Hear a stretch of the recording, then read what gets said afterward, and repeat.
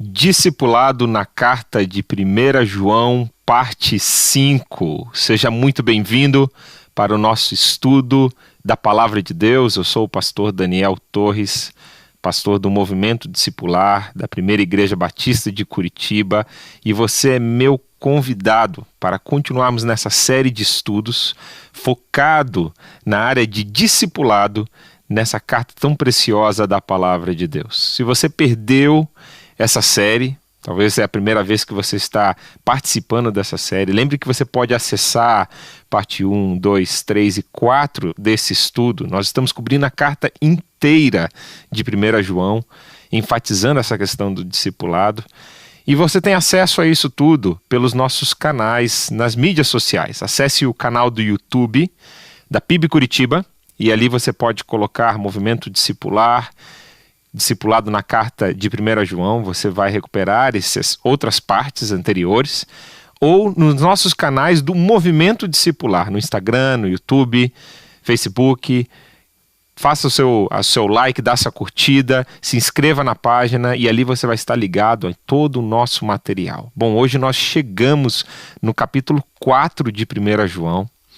E você que está me ouvindo pelo rádio, ou você que está participando pela Rede Super, você que está participando pelas mídias sociais, você é muito bem-vindo aqui. Se você está nos ouvindo ao vivo, ou você que está aqui participando de forma gravada desse estudo aqui, que Deus te abençoe, que Deus edifique a sua vida. E eu quero te convidar, antes de começarmos o estudo em si, convidar você para a nossa próxima série. Estou preparando com todo carinho uma série sobre dons espirituais, baseado nos livros de 1 Coríntios, no livro de Romanos, livro de Efésios, o livro de 1 Pedro. São os textos bíblicos onde nos falam sobre dons espirituais. E você precisa convidar um amigo, você precisa convidar um discípulo de Jesus, um discipulador, para acompanhar essa série de dons espirituais. Deixa eu te dizer por quê. No discipulado, eu tenho percebido que uma das maiores dificuldades das pessoas, e às vezes até pessoas já com uma caminhada cristã, pessoas que estou mentoreando, que estou fazendo um discipulado de vida, muitas delas não sabem qual é o seu dom espiritual, quais são os seus dons espirituais.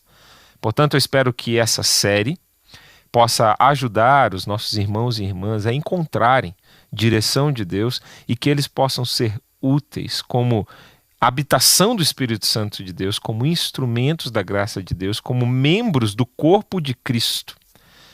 Então, convida lá, se prepare, que em algumas semaninhas nós vamos estar começando essa série. Basta terminarmos essa carta preciosa de 1 João. Então, se você está com a sua Bíblia aí, abra a palavra de Deus em 1 João, capítulo 4, e nós vamos começar o nosso estudo dessa carta. Eu quero começar reforçando com você algo que eu venho dizendo que é muito importante nessa carta, você entender o pano de fundo, o que estava acontecendo de forma filosófica ou de forma teológica, os desvios teológicos que as igrejas que João pastoreava, que João mentoreava, estavam sofrendo naquele tempo. Eles estavam sofrendo ali no final do século I com os ataques de uma heresia que foi nascendo no meio da igreja, que se chama gnosticismo. E essa heresia ela estava se fortalecendo durante esse tempo.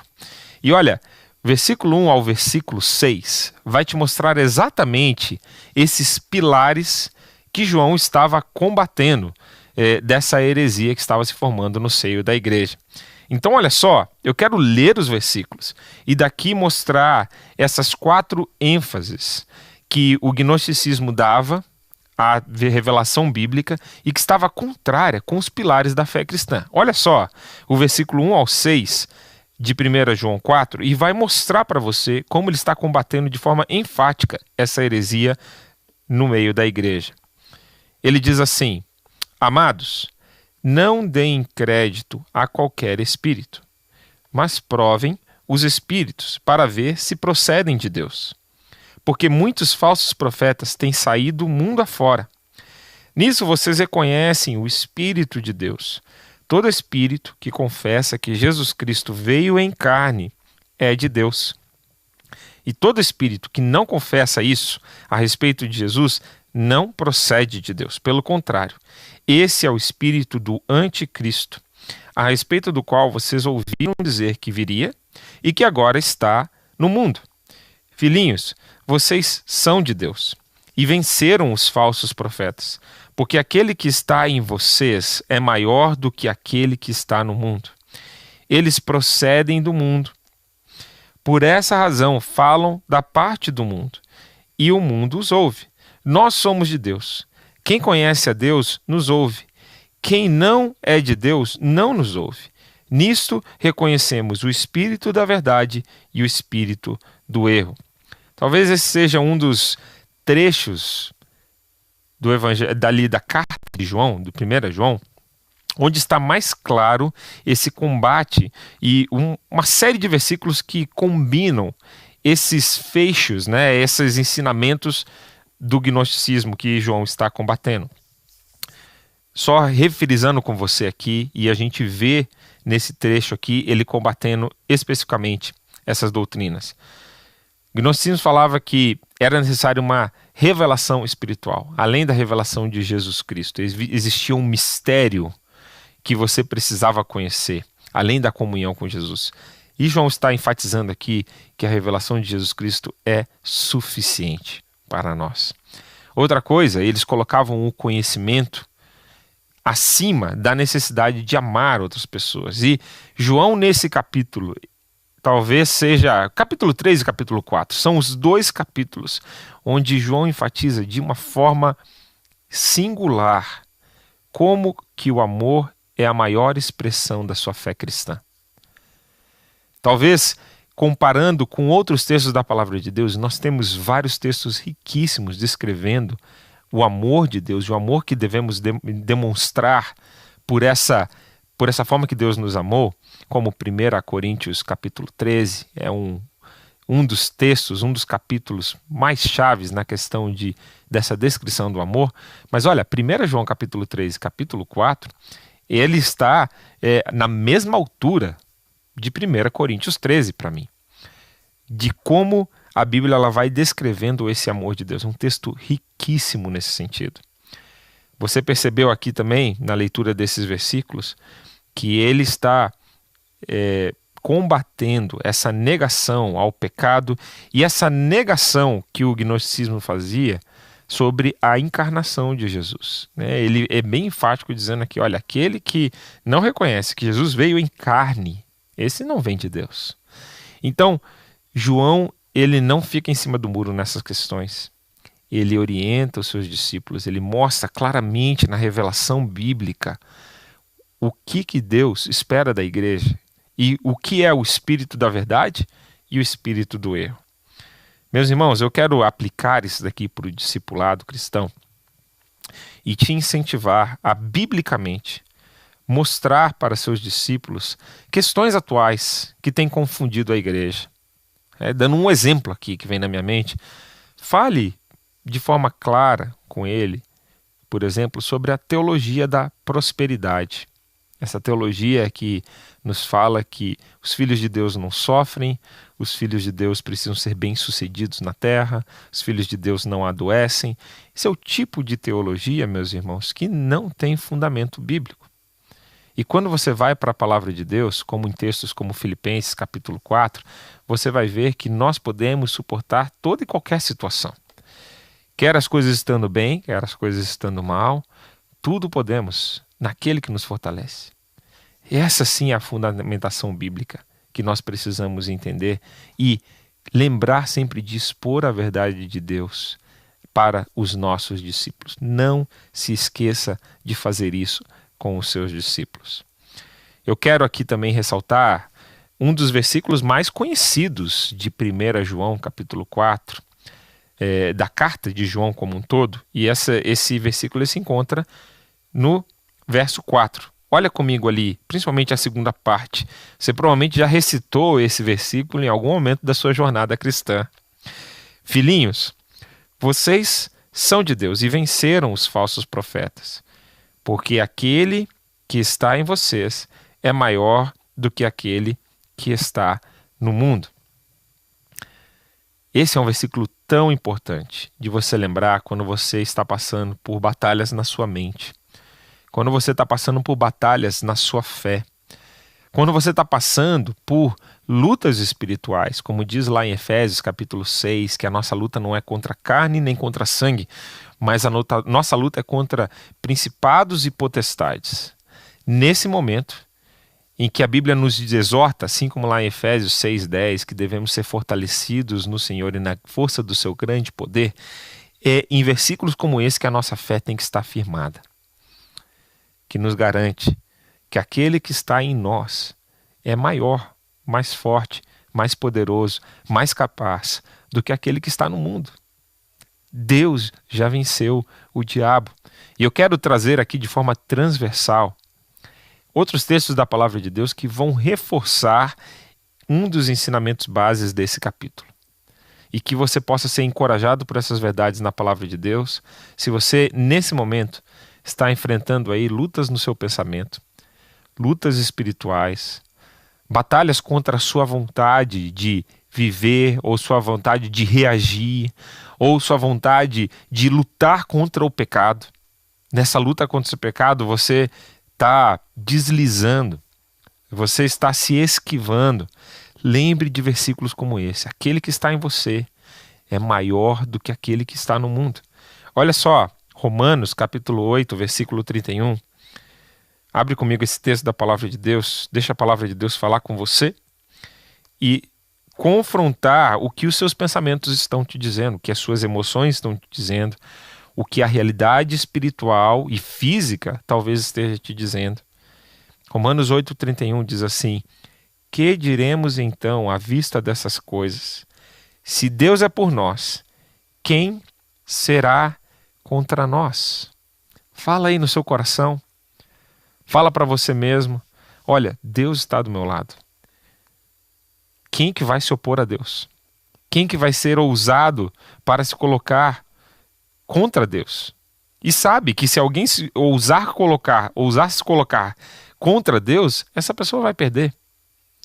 Então, tenha certeza de que você está vivendo uma vida no Espírito.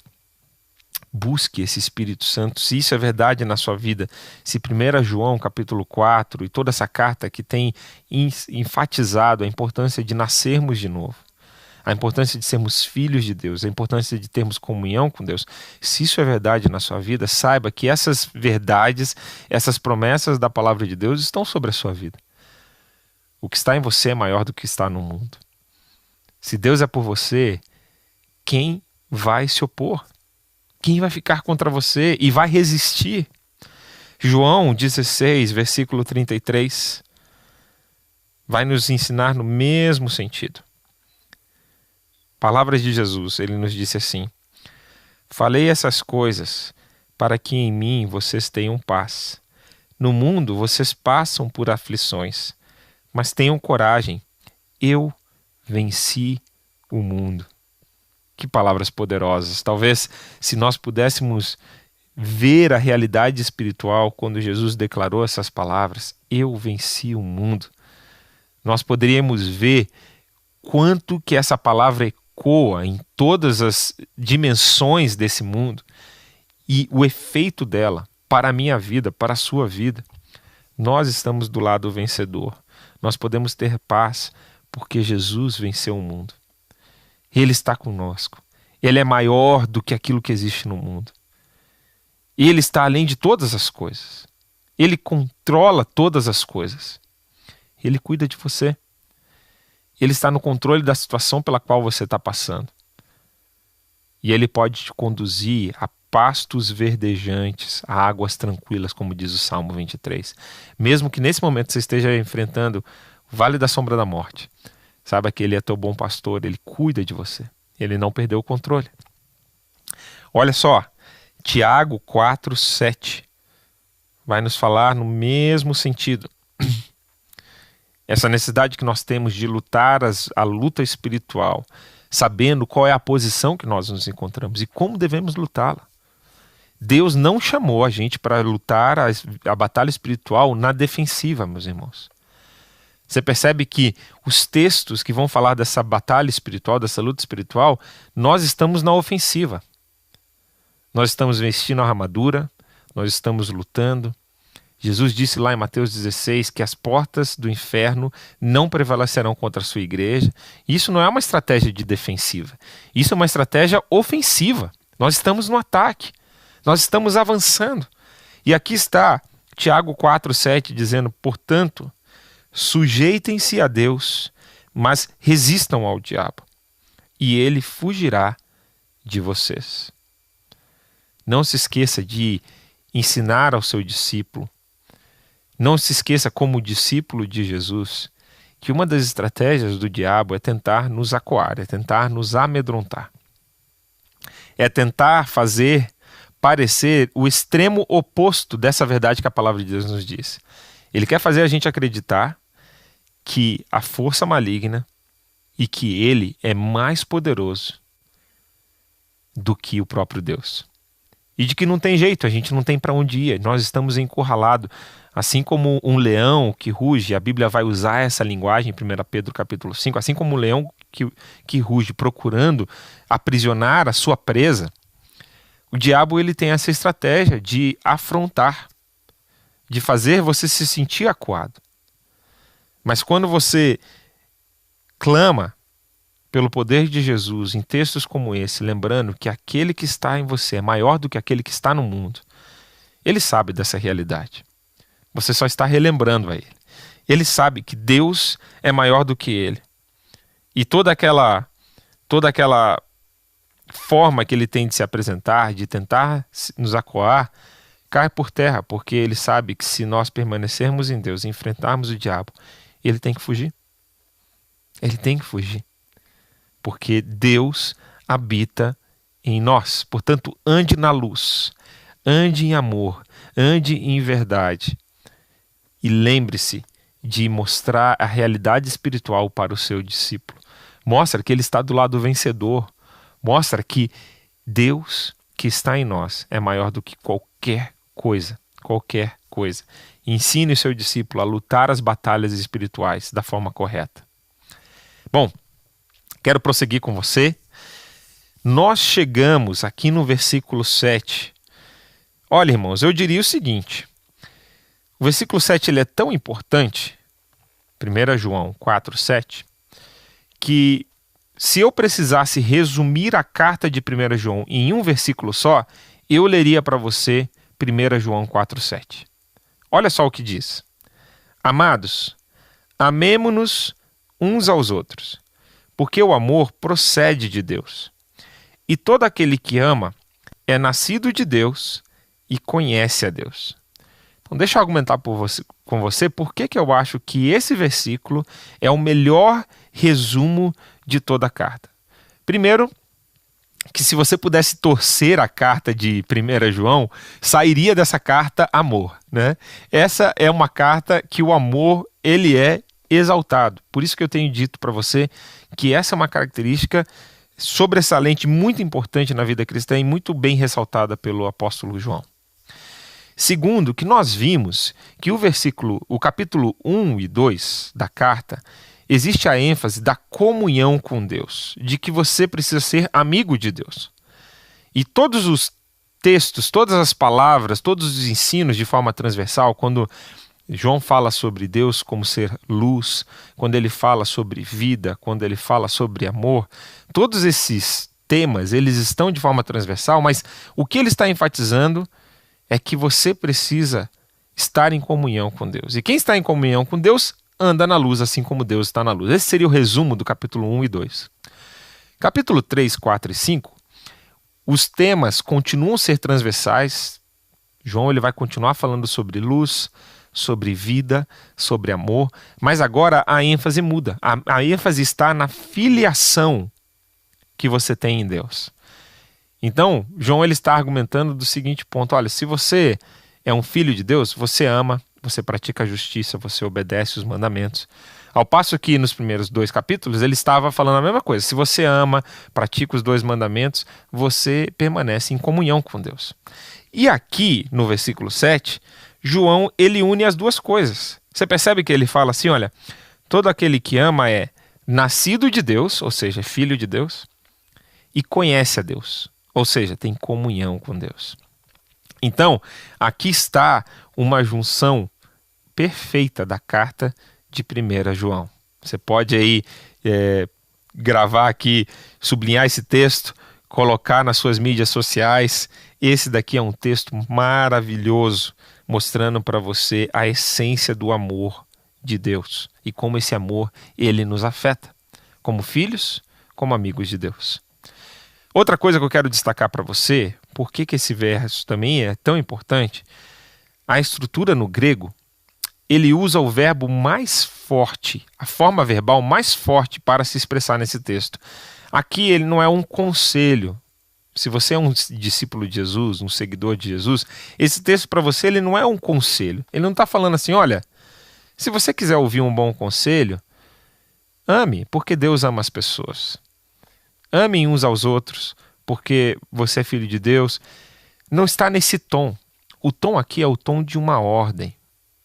É o mesmo tom que Jesus usou na grande comissão, é o mesmo tom que Paulo vai usar, Moisés vai usar, João vai usar quando eles querem expressar um mandamento, uma ordem, uma direção firme.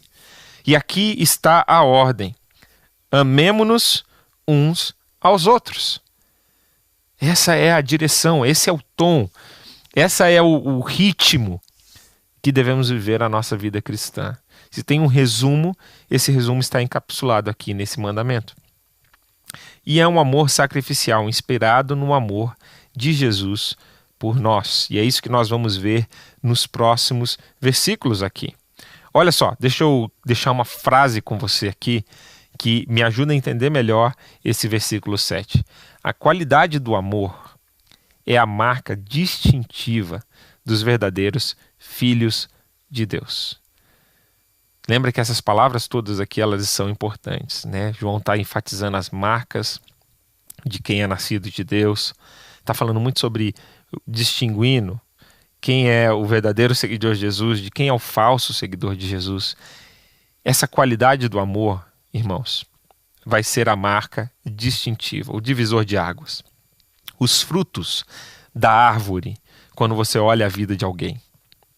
Se essa qualidade de amor, ela realmente se assemelha àquela qualidade de amor de que nós lemos na palavra de Deus. Por isso que isso é um crivo tão sério da palavra de Deus para os seus discípulos. Eu diria o seguinte, aqui está uma qualidade que você pode enfatizar com o seu discípulo desde o dia 1 do seu discipulado. Você pode falar, olha, tem várias métricas que você pode usar para ajudar esse discípulo a se desenvolver no seu relacionamento com Deus. Você pode usar a métrica da oração, falar, olha, eu gostaria que você, durante esse tempo que nós vamos ter intensivo de discipulado, se você, normalmente nos primeiros meses, quando uma pessoa se converte, é uma fase que a gente tem que ter intensiva de discipulado. O discipulado é para a vida inteira, mas os primeiros meses eles são essenciais. O que nós chamamos às vezes de preparação para o batismo. Você pode falar, olha, eu quero ver o seu desenvolvimento na sua vida de oração, seu desenvolvimento na sua leitura da Bíblia, o seu desenvolvimento na missão, né, no engajamento da missão de Deus. Todas essas marcas, elas são importantes, essenciais. Nós enfatizamos aqui no movimento discipular, chamamos isso de BOM, Bíblia, Oração e Missão. Queremos ver essas marcas crescendo de forma exponencial na vida dos discípulos de Jesus. Mas se tem uma marca que no dia 1 do seu discipulado, você precisa mostrar para ele, falando, olha, não adianta você crescer em oração, não adianta você crescer na Bíblia, não adianta você gastar 24 horas do seu dia agora engajado na obra de Deus. Se você não crescer na qualidade de amor, você ainda vai continuar no beabá da fé cristã. Aqui está uma marca distintiva, meus irmãos, da fé cristã. Você precisa incentivar o seu discípulo a crescer em amor. Então, você pode virar para ele e falar, olha, durante esse discipulado, tanto eu como discipulador, quanto você, nós vamos avaliar se o nosso amor, a nossa capacidade de amar, se ela diminuiu, se ela se manteve o mesmo ou se ela cresceu. Quanto mais perto a gente está indo para Jesus, a nossa tendência, a nossa capacidade de amor, ela deve se expandir, porque você está chegando mais perto da fonte do amor. Você está conhecendo ele de forma mais profunda e esse amor ele vai impactar a sua vida, independente de quantos anos de fé cristã, de igreja você tenha. Se você está caminhando para perto de Jesus, de forma consistente, a tua capacidade de amor vai ser expandida. A capacidade de amor de Deus é ilimitada e Ele vai fazer a sua capacidade de amor se expandir. Percebe a importância disso? Percebe a importância desse versículo para todo o tecer da argumentação e da reflexão do apóstolo João? Vamos em frente. Quero mostrar para você aqui um pouco mais dessa carta. E eu até argumentaria o seguinte, ainda na carta, no versículo 7, né? Deus é a fonte inesgotável de amor. E se a gente fosse pensar até nessa comparação que eu fiz dos crescimentos nas várias dimensões, o que você me diria que agrada mais o coração de Deus? Que Deus estima mais? Que Deus olha com seus olhos e vê que aquela pessoa está crescendo diante dele? Você diria que um teólogo que é pobre em amor ou um analfabeto que é rico em amor? Qual desses dois é mais estimado por Deus? Bom, se você escolheu a segunda opção, uma pessoa pobre financeiramente, fisicamente, na sua saúde, ou analfabeta, mas que é rico em amor, essa pessoa ela é mais estimada se a gente usa esse prisma de 1 João 4,7, que é um prisma central da palavra de Deus. Portanto, irmãos, cresçamos em amor. Esse é o resumo no versículo 7, e eu diria o resumo dessa carta. Olha só, versículo 8 e 9, João continua a argumentar com a gente aqui, olha. Quem não ama não conhece a Deus, pois Deus é amor. Nisso se manifestou o amor de Deus em nós, em haver Deus enviado seu Filho unigênito ao mundo para vivermos por meio dele. Gente, é fantástico esses textos aqui da palavra de Deus, porque aqui está mais uma definição simples e elementar da pessoa de Deus. João ele vai definir no capítulo 1 Deus como luz, ele vai falar em uma frase categórica, Deus é luz, e aqui no capítulo 4 ele vai dar uma outra definição que mais se aproxima do ser divino, Deus é amor. Nós usamos essa como uma definição mais próxima quando nós queremos descrever o ser divino. Por mais que mesmo o amor não consegue descrever na sua plenitude a pessoa de Deus. Nada consegue descrever a pessoa de Deus. Mas aqui está uma das descrições que na nossa linguagem humana mais se aproxima da descrição de quem Deus é. Deus é amor. Uma forma simples, profunda de você descrever a pessoa de Deus. E o amor de Deus por nós, ele envolve o sacrifício. Isso é algo incrível, né? É um amor sacrificial. O exemplo de Deus nesse amor, ele enviou o seu Filho unigênito para morrer em nosso lugar. Essa é a expressão do amor de Deus. Essa é a forma que ele expressou esse amor. A forma que ele manifestou esse amor entre nós. Deus poderia ter escolhido manifestar o seu amor somente através da natureza. E a gente não poderia reclamar disso, porque a manifestação de Deus através da natureza, de tudo que ele criou, já é tão grande, tão maravilhosa, tão poderosa, que poderia ser suficiente, mas não seria suficiente para encobrir os nossos pecados e nos reatar nesse relacionamento de amor. Por isso que a manifestação mais clara do amor e da pessoa de Deus é a revelação de Jesus Cristo, como diz Hebreus capítulo 1. E aqui está a manifestação do amor de Deus entre nós, o envio de Jesus ao mundo. E quais são as consequências desse amor sacrificial de Deus? Se nós tivéssemos tempo, nós poderíamos explorar esses textos correlatos aqui. Mas olha, eu quero mostrar para você 3 consequências desse amor sacrificial de Deus. Primeiro, que nós podemos viver por meio de Deus, como o próprio texto aqui está nos dizendo no versículo 8 e 9. Efésios 2 vai dizer a mesma coisa, que nós estávamos mortos nos nossos delitos e pecados, mas Deus, pela sua graça e misericórdia, nos fez viver novamente por meio de Cristo Jesus. Podemos viver por meio de Deus. Nós estamos vivos espiritualmente porque Jesus habita em nós. Se você é um filho de Deus, se você é alguém que acredita em Deus, a vida habita dentro de você. Outra coisa, nós devemos viver como Ele. Essa é outra implicação desse amor sacrificial de Jesus. E nós já vimos isso nessa carta. Existe uma outra referência interna dessa carta que nos incentiva muito a caminhar nesse sentido. 1 João 2,6, que diz: aquele que permanece em Jesus deve andar assim como Ele também andou. Por último, Ele nos dá vida plena por meio do seu amor sacrificial. João 10,10. Eu vim para que tenham vida e tenham vida completa, abundante, plena. Essas são as promessas e as consequências desse amor sacrificial de Deus. Olha só, agora nós entramos num outro trecho do capítulo 4, muito especial. Leia comigo o versículo 10 ao versículo 12 da carta de 1 João capítulo 4. Ele continua a descrever esse amor de Deus. E ele diz assim: nisto consiste o amor, não em que nós tenhamos amado a Deus, mas em que Ele nos amou e enviou o seu Filho como propiciação pelos nossos pecados. Amados, se Deus nos amou de tal maneira, nós também devemos amar uns aos outros. Nunca ninguém viu Deus. Se amarmos uns aos outros, Deus permanece em nós e o seu amor é em nós aperfeiçoado.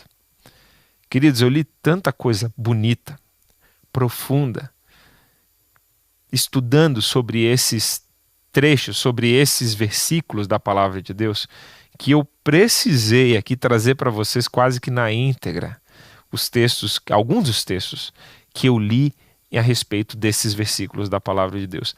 É lindo, aqui nós estamos chegando, se nós estivéssemos, imagina você subindo a nascente de um rio, né? Você junto comigo aqui, ao longo dessas semanas, ao longo desses capítulos, nós estamos subindo na nascente do rio. E imagina que nesses versículos nós chegamos na nascente do rio.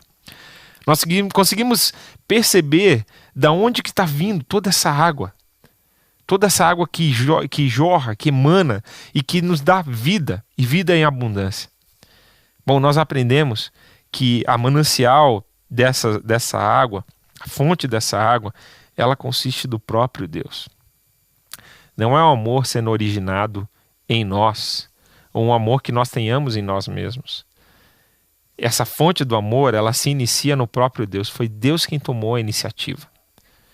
Não somos nós que tomamos a iniciativa de irmos até Deus. É Deus que toma a iniciativa de vir até o ser humano e se revelar a ele. E existe um mistério aqui, minha gente. Deixa eu falar com você que está me ouvindo. Eu tenho estudado a Bíblia com um casal que tem vamos dizer, uma tendência mais calvinista. E eles estão sempre enfatizando a soberania de Deus, estão sempre enfatizando que Deus, Ele é esse Deus que nos elege, que nos ama desde a fundação do mundo. E é lógico que na teologia calvinista existe verdade, realmente a Bíblia ela vai nos falar dessa soberania de Deus. Mas existe um outro pilar da revelação divina que é tão forte quanto a soberania divina, que é a liberdade do homem, da escolha. E me parece, essa é a minha opinião, né? Talvez tenham pessoas com uma inclinação calvinista ou uma inclinação arminiana me ouvindo, e esse é um ponto importante, mas ele não é um ponto salvífico da nossa confissão. Ele não é um ponto que interfere na nossa salvação se você pende para o arminianismo ou para o calvinismo. Então, há espaço para debate e para reflexão nesse sentido. E eu colocaria que, tanto na questão de se você, como os calvinistas enfatizam, né, a soberania de Deus, ou os arminianos que vão enfatizar a liberdade humana, eu vejo que existe um equilíbrio e um mistério na relação entre esses dois princípios da palavra de Deus. Tantos textos da palavra de Deus você vai vendo sendo enfatizada a soberania de Deus, e às vezes passa um capítulo, passa um versículo, e você vai vendo que a liberdade do homem, ela também é ressaltada. Quando o homem rejeita um conselho de Deus, uma palavra de Deus, você vê a liberdade do homem de fazer isso também. Bom, eu estou aqui dando um exemplo, né? Poderia me aprofundar nessa questão. Eu tenho feito estudos da palavra de Deus que eu vou ressaltando esses versículos com diferentes cores, e às vezes eles estão um depois do outro. Então, eu vejo como essas duas verdades, elas se reconciliam. Elas precisam ser, eu gosto de pensar que elas precisam ser seguradas em tensão. A soberania de Deus e a liberdade do homem. Mas nós vemos aqui, né, um amor que de forma soberana, ela se revela a nós. Um amor que nos alcança e que não dependeu de mim e de você, não. Aqui é o amor soberano de Deus sobre a nossa vida que se revela, e nós amamos porque Deus nos amou primeiro. Ele escolheu nos amar. Ele se revelou a nós. E aqui eu gostei tanto dessa citação que fala sobre as características desse amor de Deus. Reflita comigo nessas características, aprecie comigo, saboreie comigo.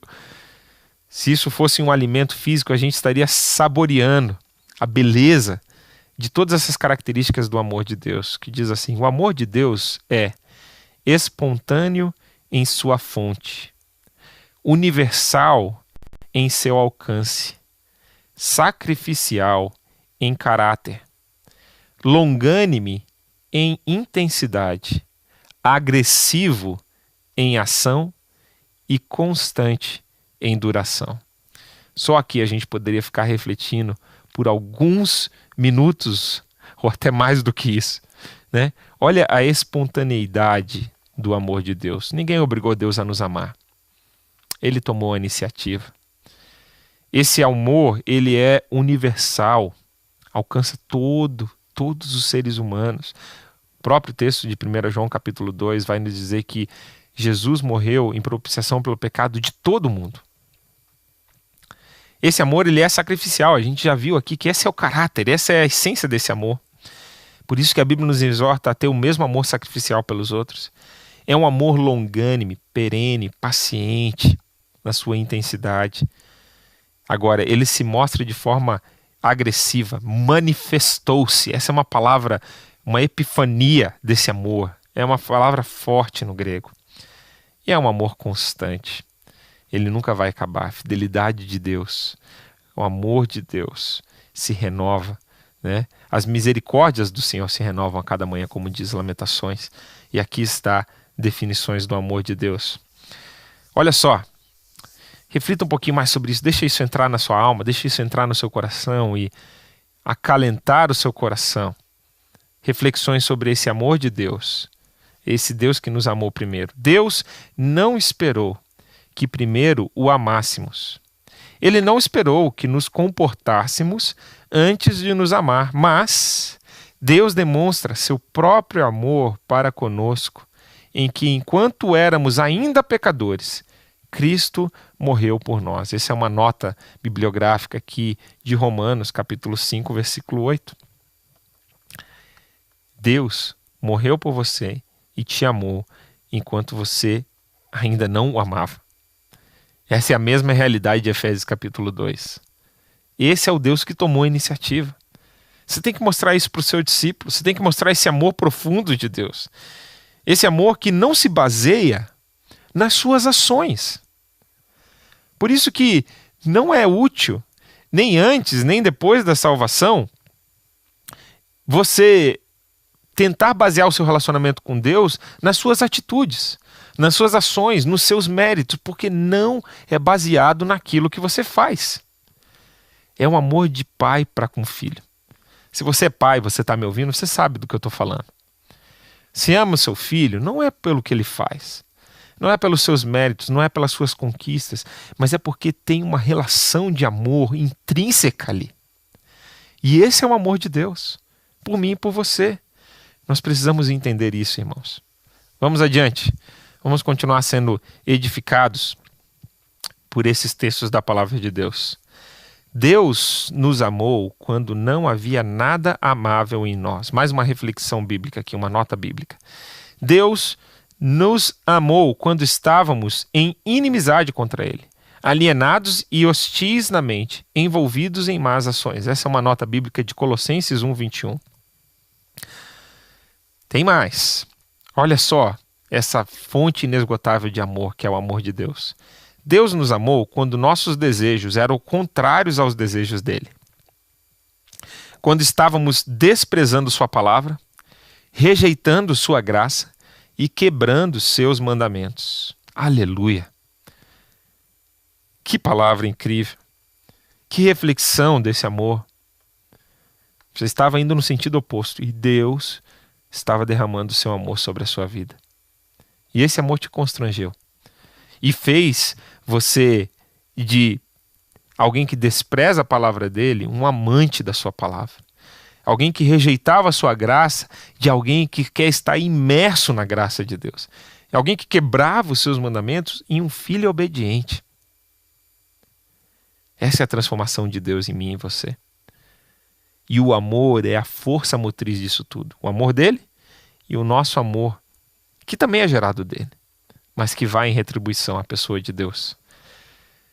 Continuo nas reflexões bíblicas aqui e nesses versos de 10 a 12. Deus nos amou com um amor tão grande quando éramos, por todas as medidas humanas, totalmente desagradáveis. Então temos a dívida de amar os outros com esse amor divino, capacitados pelo Espírito, mesmo quando eles também podem não ser muito amáveis falando humanamente. Olha só. Olha aqui a reflexão bíblica da consequência, como a gente está vendo aqui nesses versículos. Deus nos amou quando a gente não tinha nada amável em nós. E agora nós precisamos aprender com esse amor e replicar, multiplicar esse amor com pessoas ao nosso redor, mesmo que elas também não retribuam esse amor, não mereçam esse amor, não sejam pessoas que dá prazer, vontade de amar, mas pela essência de Deus. Se você quer ser um filho amado de Deus, você precisa amar a Deus como Deus ama, independente do retorno. Que difícil isso, né? Que desafio é essa marca do amor para o discípulo de Jesus. Por isso, irmãos, que é uma via, é uma caminhada para a vida toda. Crescer em amor na caminhada cristã vai tomar a sua vida toda de aprendizado. Não pense que em 6 meses você vai conseguir amar na mesma estatura de Cristo Jesus. Eu sei que você não tem essa pretensão.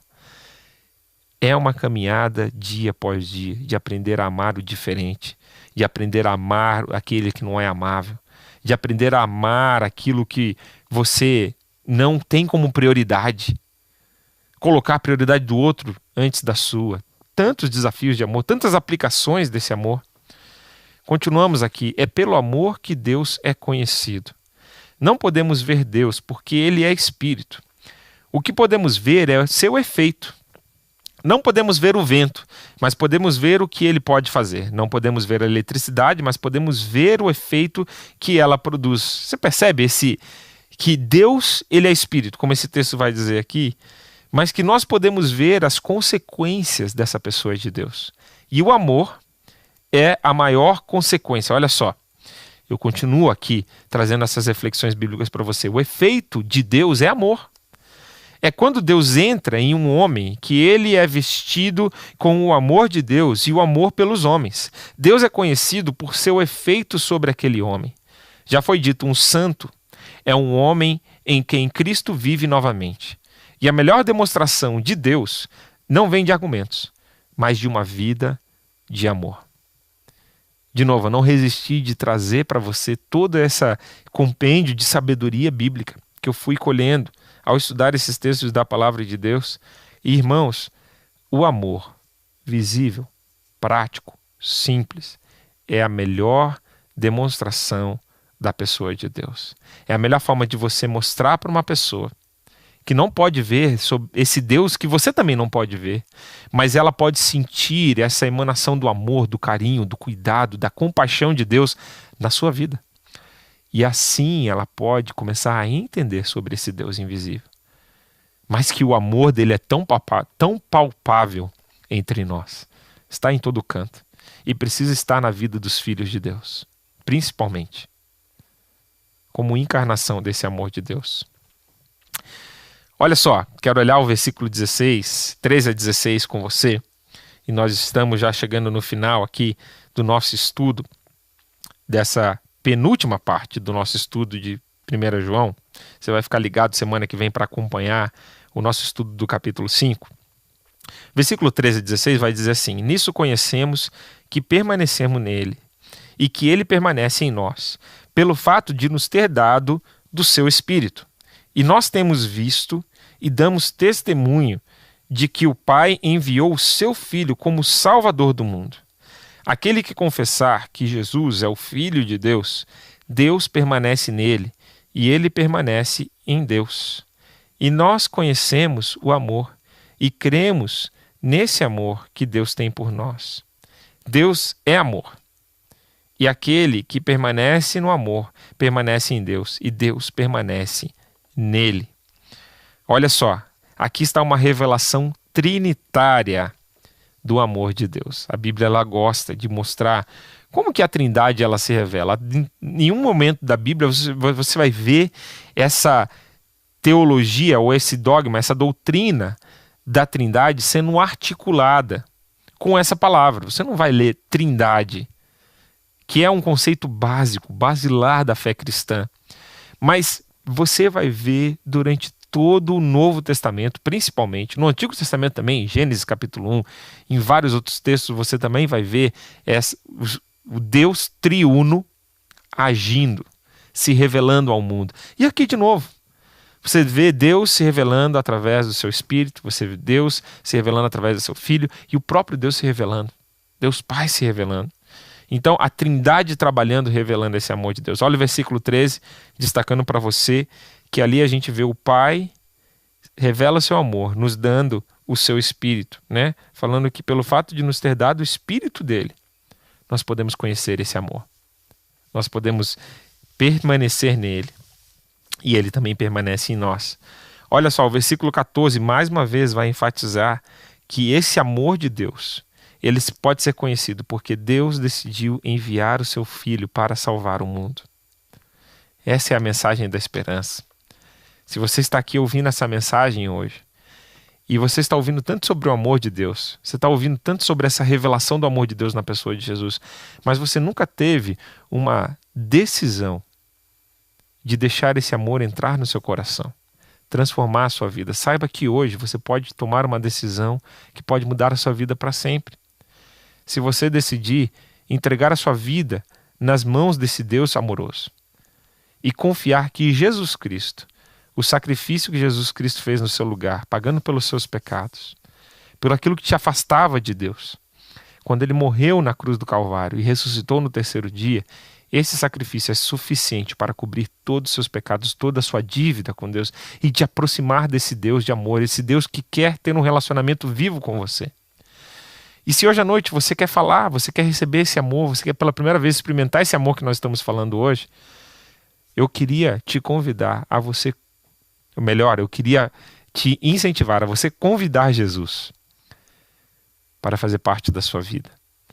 E você, numa oração simples, você pode falar isso, falar: Jesus, eu entrego a minha vida, o meu coração a Ti.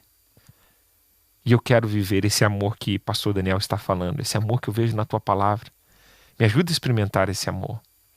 E se você está fazendo essa oração, onde você estiver, no seu carro, em casa, no seu trabalho, eu queria pedir para você escrever para a gente. Queria pedir para que você pudesse estar colocando aí nas mídias sociais, aí na internet, pibcuritiba.org.br/Jesus.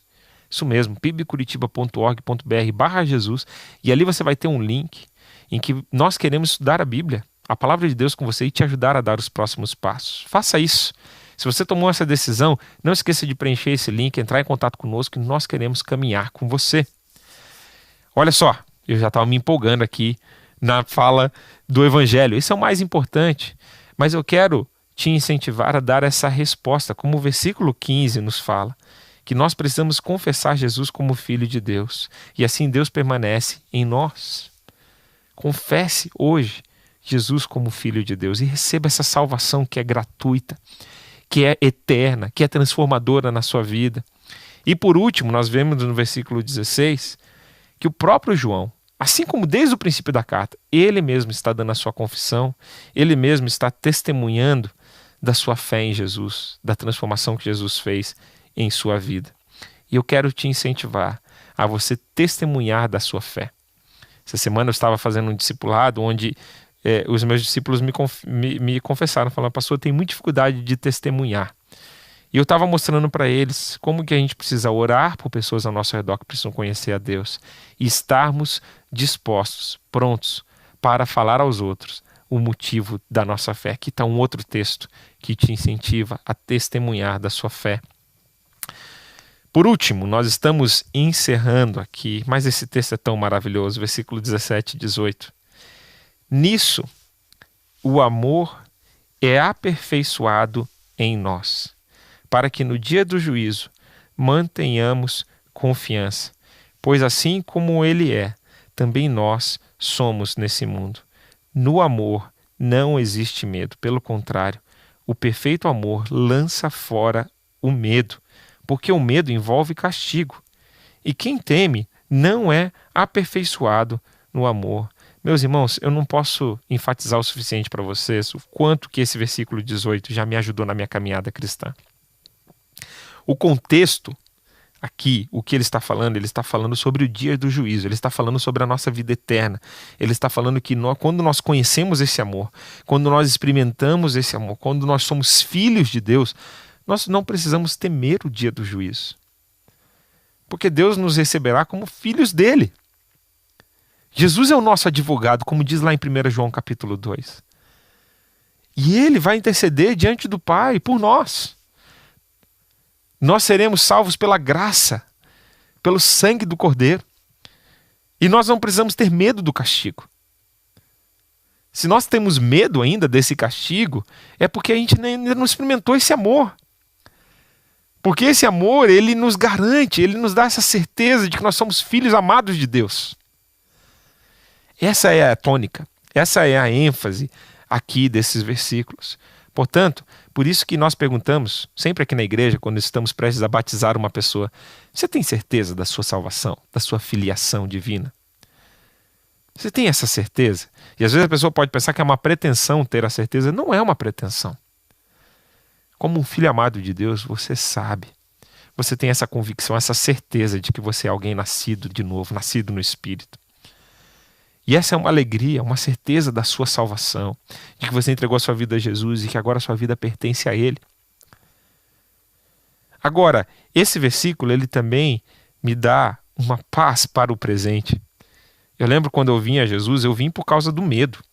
Eu estava com uma série de medos, uma série de problemas emocionais, medo de dormir à noite, medo de coisas espirituais, medo do futuro. E eu lembro que versículos como esse me traziam tanto conforto, de que o amor de Deus lança fora todo medo. Então é assim como a luz e a escuridão, que a gente já viu aqui. Quando a luz chega, a escuridão vai embora. Quando o amor de Deus chega, a escuridão do seu coração, o medo do seu coração, também vai embora. Quero orar com você nesse momento e dedicar essa nossa aula ao Senhor Jesus, e que esse medo possa ir embora, que o amor de Deus possa inundar o seu coração. Ore comigo nesse momento. Senhor Jesus, que verdades preciosas da sua palavra, riquíssimas, Pai. O seu amor é tão extravagante, Deus, tão imenso, que é impossível explorarmos aqui numa aula, numa reflexão, a imensidão desse amor, Pai. O alcance desse amor. Senhor, a sua palavra ela vai tentar descrever com as formas mais, da melhor forma possível esse amor. Mas a gente vê que não existem palavras no vocabulário humano para descrever de forma suficiente esse amor. Te agradecemos porque o Senhor é a fonte do amor. O Senhor nos amou primeiro. No amor, o medo é extinguido. A tua trindade, a trindade divina, ela revela esse amor. e nós podemos ser impactados. Nós sabemos e temos a certeza de que aquele que está em nós é maior do que o que está no mundo. E Deus, que possamos amar uns aos outros, como esse mandamento do amor, porque nós somos filhos de Deus e porque te conhecemos. Nós te amamos, Jesus, em teu nome. Amém. Deus abençoe você.